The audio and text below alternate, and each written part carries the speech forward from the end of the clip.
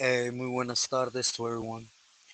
I hope everybody's doing well and as always enjoying family. Also, I want to give a thanks out to Tony from Stories Written by a Current Prisoner for as always allowing me to get on here and tell my stories. Well, here's another short little story. Like I have stated, this is gonna pinpoint around Jaco from Azusa, Cisco from La Puente, and Perico's little power struggle they had on the streets, and how it had a funny way of ricocheting inside. Well, for this story, I'm going to take you back to Tehachapi, to the 180 4 yard. For those that have been there, they know that Tehachapi has the young offenders, you know, those that get sentences in adult but are underage, they go to one block in Tehachapi till they turn 18, then they're let out right there on the 180. Well, at this time, all this little war was going on the outside, and even though we were back there in the shoe, we were hearing about it. At least in that aspect that the bad and good news list was coming in. You know, camaradas that were on the streets doing things that they shouldn't be doing in regards to politicking or lifting a hand towards a made member or you name it in that sort of thing were getting put in the hat. So I can sincerely say, that a lot of their names got back there. Now, I know this because a few years earlier, I was actually on B yard, on B yard with two camaradas, bouncer from Belinda Flats and Silent from Walnut. Now, these camaradas had a lot of clecha, but they were on the streets now, and I don't really know what went through their head. But at the end of the day, they decided to join that little power struggle, and try to take over Jaco's territory. Now, I don't know if they figured they were going to be on the winning team because there was two Pilis with them, or what really went through their head. I could imagine that what went through their head is what a righteous sureño or if you have righteous love for your neighborhood goes through your head, which is, you know, I want to have the strings for my neighborhood. I want to be able to imply my knowledge to my neighborhood, to the young ones. That's the only outcome that I would think they would want out of all this. But at the same time, they were not, they had enough knowledge to know that this couldn't turn out well. But anyways, like I said, I'm gonna take you to the 180 on B yard in Tehachapi. So anyways, they had the young bottles in one block. Now at this time, you know, a big incident happened over there where there was a young bottle from Azusa and a young bottle from Wallen Park. They had stabbed a bottle from Pico Rivera, you know, and so a lot of things they started asking a lot of questions. For example, of the gate, the young bato that got stabbed, he checked in, so he started working with police or with the COs, and he started telling basically what was going on back there. So it came to light that there was this vato. He was an older vato, and of what I had heard, this vato had clecha because he's been on mesas. You know, he's in touch with a couple of or big homies from his neighborhood. They called him Diablo from Norwalk. But at the same time, this Bato was actually doing the younger homies bad, wrong. For example, he was having them kick in with things for him. Also, he was saying that he was the llavero on the yard, where it wasn't the case. And he's actually the one that called this shot. He said he said that this young Bato had smug on his jacket, and he, these two homies were supposed to move on him. So these younger homies, they didn't know better, so they moved on him. And for this, you know, the SEALs rolled him up. So right away, Diablo, he hit A block right there on B side in the hole. Now the issue should have been real clear from the start. You know, he was he was basically saying he was something he's not. He was playing the homies out of pocket. You know, but it didn't end there. I won't give you an example. Right away, I know from 7 Block. That kite wanted to come out saying that homeboy needed to be removed, but for some reason they they were putting a stop to it. Now I don't know who this Bato was in touch with, but I know for a fact there was one of the Moreno brothers that were putting a stop to this. I couldn't tell you exactly which one of the Moreno brothers, but I know one of them were. So at this time, there was a homie in 7 Block, and he was mad. He was real mad behind this. For one, because he was almost he was almost gonna wash up his younger homie without his younger homie even knowing it. You know, and this vato on 7 Block was Lacey from Eastside Bowling. Now, for those that know Lacey, his uncle was Joker from Eastside Victoria. So at the same time, this other big old power struggle started happening for the simple fact that Lacey got at his uncle and his uncle started pushing. So, when push came to shove, Diablo ended up getting hit. He ended up getting removed.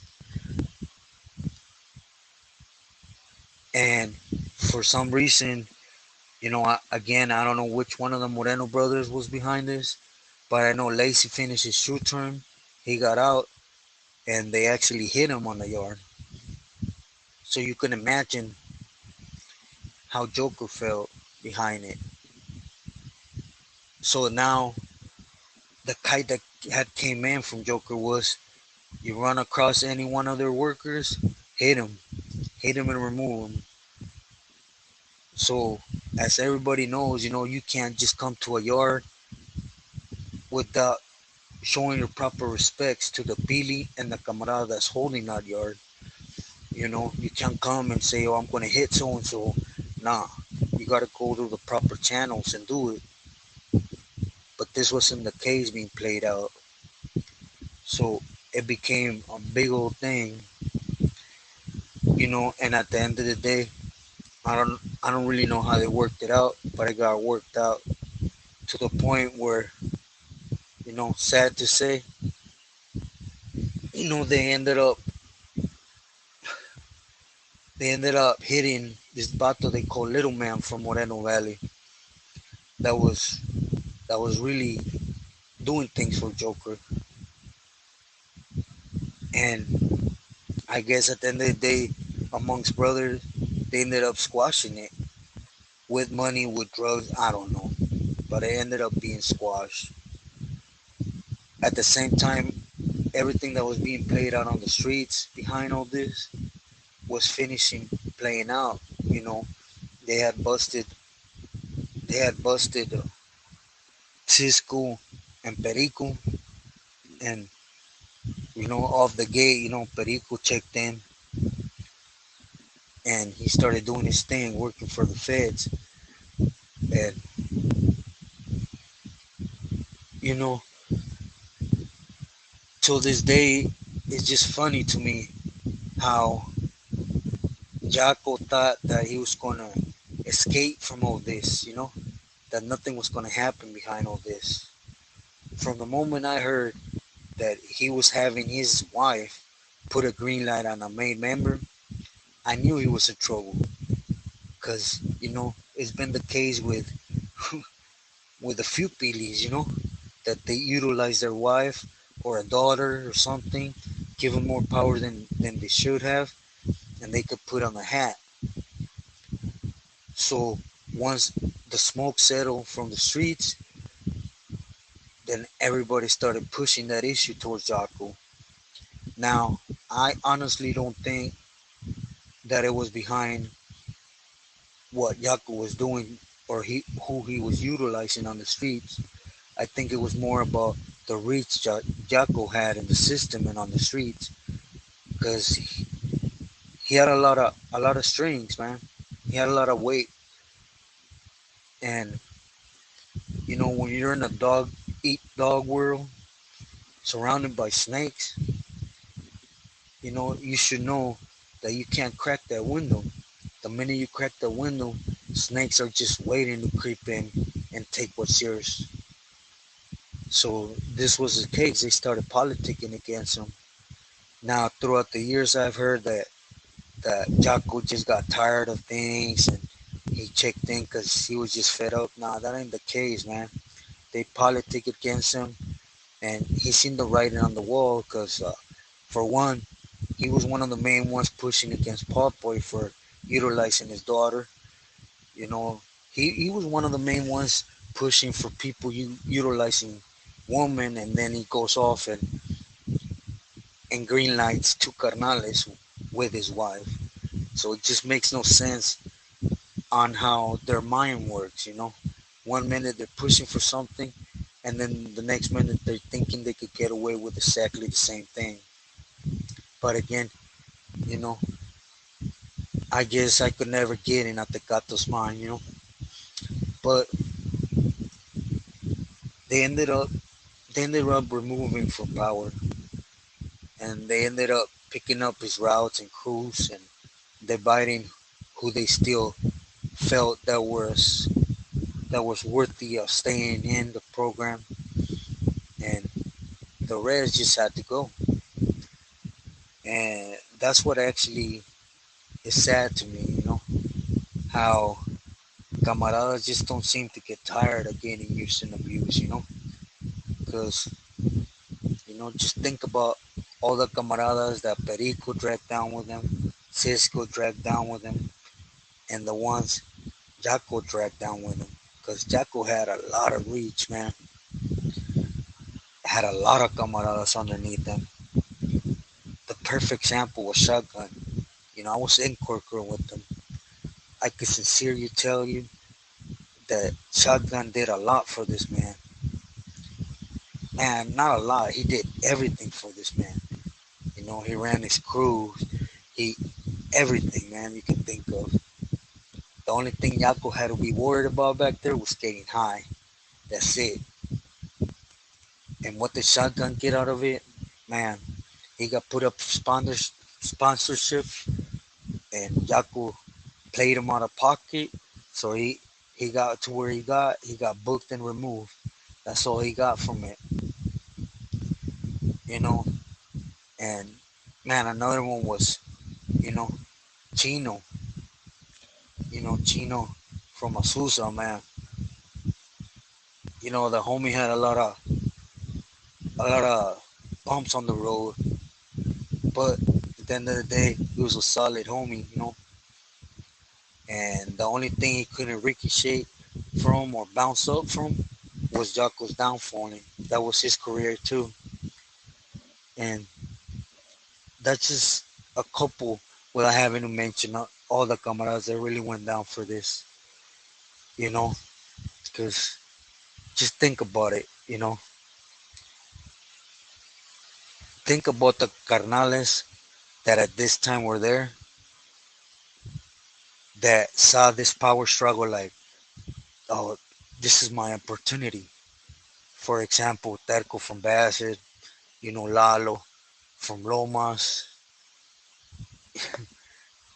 all them, that were around that area, they just seen it like, man, once they're done, they're all going to be done, and we could take over these spots for them. This, it's just a snake world, man. You can never do right with the gatos. It's the bottom line, There's no loyalty amongst them. I don't know why, till this date, camaradas feel that they're going to be loyal towards them at all.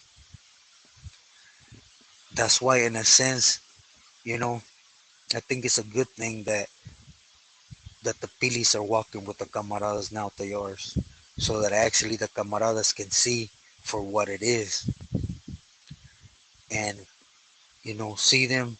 Now again, I'm not stating that all pilis are like this, but the ones are that camaradas can see it and be like, man, for what it is, man, they're scared. They're tecatos. Or when have you heard a pili that does all this shady stuff actually picks up a piece and go handle his business? Nah, camaradas do all that, you know, and then yeah, I'm not saying that those good pilis, they have to go, because that wouldn't make camaradas any better than them. But since there's more camaradas than them, then they have to follow the program of sureños, you know. But then again, that's just my thinking, and I ain't nobody. It's just, it still stings to this day, how indispensable a camarada can be. How, you're there cool one day, and the next day you're gone. You ain't worth anything. Or your big homie dropped out, well, you're gone too.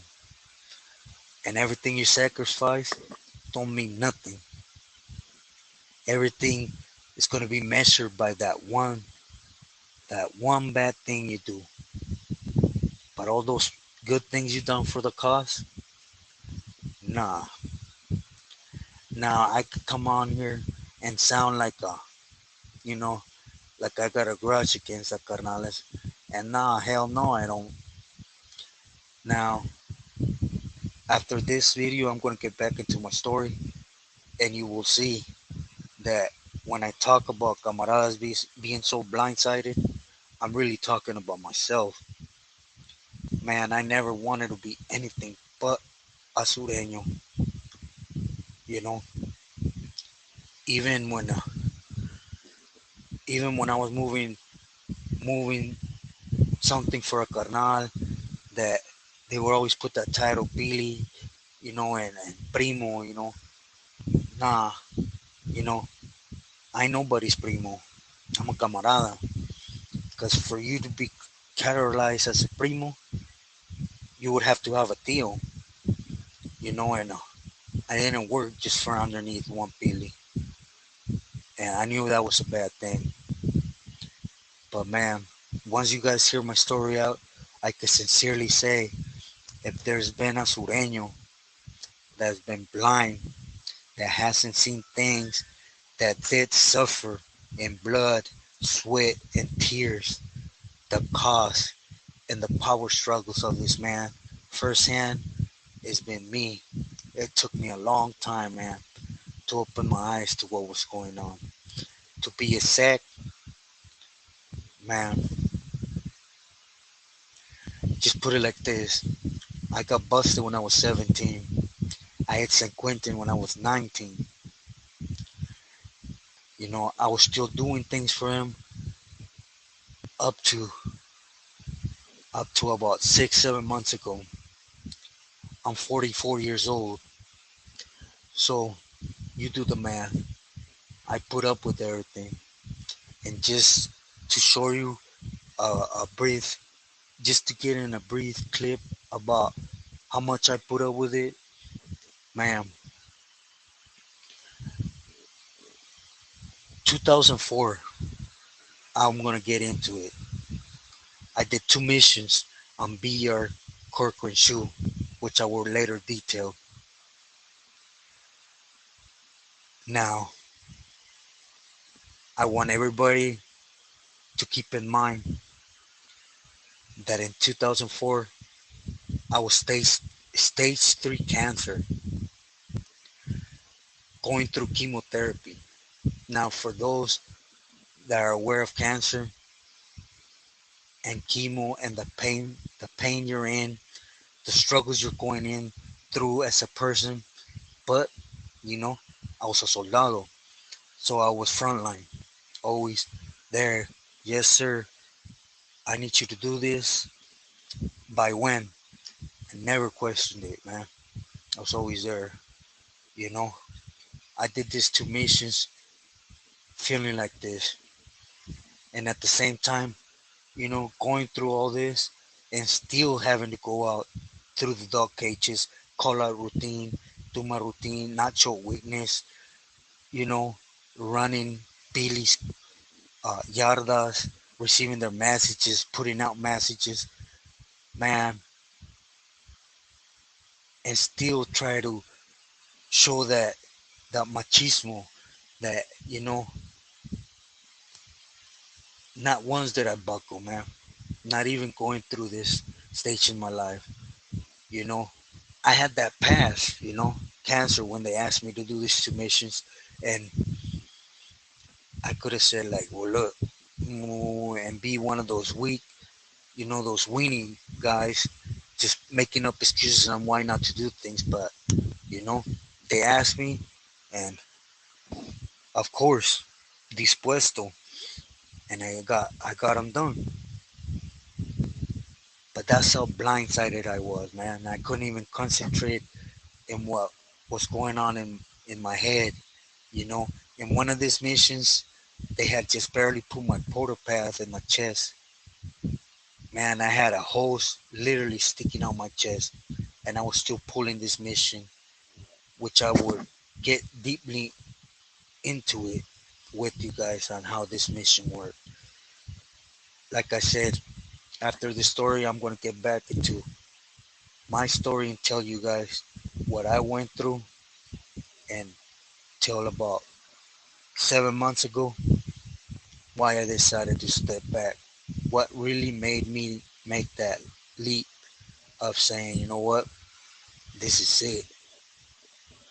I'm tired of being kicked and just turning my cheek one way and the next and just looking away from things you do. I just can't be part of this no more.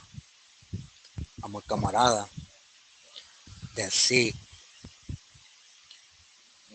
And up until this point, I do understand that by me stepping away, I ain't not one nor the other, which is okay. But as I stated, I'm here telling my story, not to glorify what I'm doing, what I did in my life, not to glorify this man, not to glorify camaradas, not to glorify any anything that has to do with this type of life. I'm here telling my story for those that are still on the streets in their neighborhood, thinking that it's a badge of honor to hit the state and get up and close with this man and earn your stripes. Because there is no loyalty and there is no honor in that, you know. Because I guarantee you that 8 out of 10 camaradas coming in the system, 8 of them, either by PC, by getting hit, whatever, they're not coming out solid the way they came in. And they don't have nothing to do with them. And those are facts. But again, I don't want to sound like I'm sore towards the causa for anything. Nah, like I never got stabbed, I never got removed. You know, like I said, I didn't drop out, I didn't debrief, I have never told, none of that. It's just facts are facts, man. I did it. I did it for a long time and accepted it. But then again,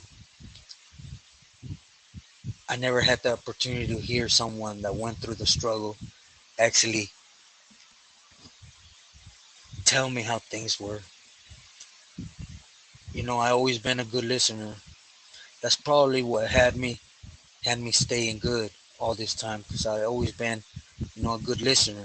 I'm not the type that you tell me something and then the next day it's gone. No, I always take what's good for me and I keep it. So if I would have heard stories like this, I would have probably wouldn't have turned the cheek so much, man. But anyways, I apologize for everyone if I got off topic of what the story is. I think I'm starting to open up more with you guys, which is a good thing. Again, I will be getting into my back into my story tomorrow and what has to do with me. I do thank everyone for the comments you put, even those angry comments, because I can understand. I was in that position where I was like, nah, screw you, peseta, and this and that. You're trying to spread poison. Nah, if you're in that, write it. Write it till you can't no more. I hope you have better luck than thousands of other camaradas, you know. But if you're not, man, you know, at least take my advice and say like, oh, I'm not gonna do as this pendejo did. I'm not gonna go through what this pendejo went through just for acting like, just for pleasing another man or trying to be someone solid. Remember, stay solid to those that count, man. Always, please yourself. You can never go wrong with that. But again, muchas gracias, gente. I hope everybody stays blessed. Again, stay loyal to yourself and enjoy your family. Gracias. Buenas noches.